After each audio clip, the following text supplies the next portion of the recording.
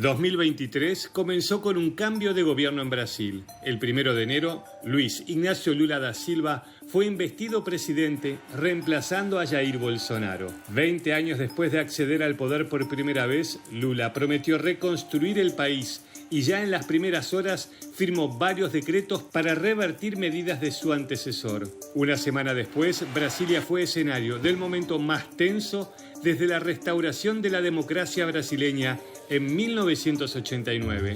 Tras meses acampando en la capital en protesta por los resultados electorales, partidarios de Bolsonaro invadieron las sedes de los tres poderes del Estado en un acto de vandalismo sin precedentes que dejó daños considerables. El Supremo Tribunal Federal respondió con firmeza y todavía permanecen presas unas 100 personas de las más de 1000 que llegaron a ser detenidas. Bolsonaro, que el día de los ataques estaba en Estados Unidos, es investigado por la Corte como supuesto instigador. El expresidente recibió, además, en junio una condena por abuso de poder político que lo dejó imposibilitado de participar en elecciones por 8 años, es decir, que no podrá participar en las elecciones presidenciales de 2026.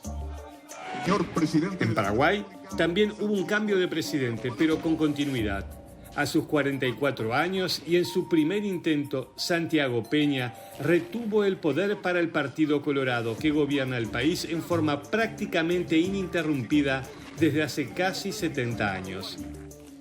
Los ecuatorianos también fueron a las urnas para completar el mandato de Guillermo Lasso, quien disolvió el Congreso y llamó a las elecciones anticipadas para eludir el juicio político por corrupción. El ganador fue Daniel Noboa, de 35 años, el presidente más joven de la historia ecuatoriana tras el retorno a la democracia en 1979. La elección se vio con tensión y fuertes medidas de seguridad debido a la violencia del narcotráfico que sacude al país y que empañó la campaña con los asesinatos de 8 dirigentes, entre ellos el candidato a la presidencia Fernando Villavicencio. El país se convirtió en los últimos años en un centro de operaciones de cárteles de droga extranjeros y locales que controlan las cárceles y las calles, imponiendo un régimen de terror con matanzas, secuestros y extorsiones.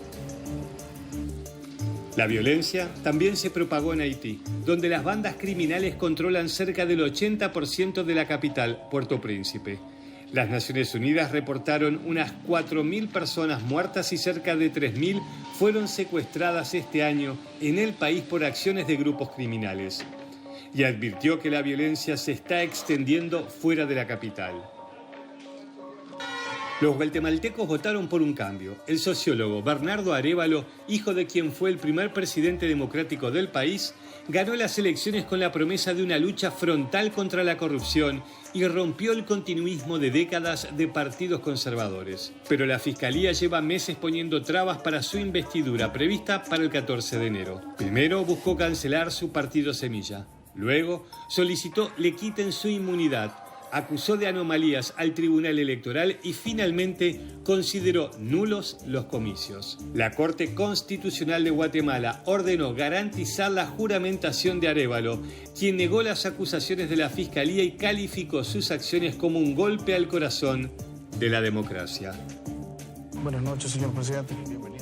En El Salvador, el presidente Nayib Bukele sigue con su cruzada contra la violencia de las pandillas. En el margen del régimen de excepción que llevó a la detención de decenas de miles de presuntos pandilleros, el gobierno inauguró en febrero una megacárcel con capacidad para 40.000 reclusos. La medida del gobierno fue cuestionada por organizaciones como Amnistía Internacional, que advirtieron sobre el deterioro preocupante de los derechos humanos en el país.